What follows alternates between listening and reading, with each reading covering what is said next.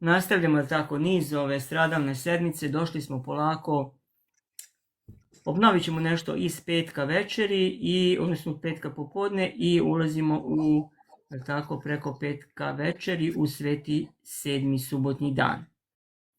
Nadam se da svi znate da je subota sedmi dan, da je to biblijski dan i da prvi dan nedelja nema veze sa sedmim danom, zato što je prvi dan nedelja i ona će ostati uvek prvi radni dan.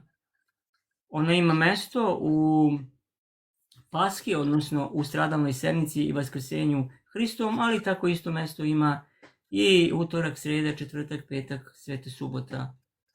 Dakle, celokupna ta stradalna sedmica sa odmorom Hristovim u subotu, jer je Hristos i kao mrtav poštovao sveti subotnji dan ležeći mirno u grobu u svetom subotnjem danu, a onda u prvi radni dan ustao po pismu.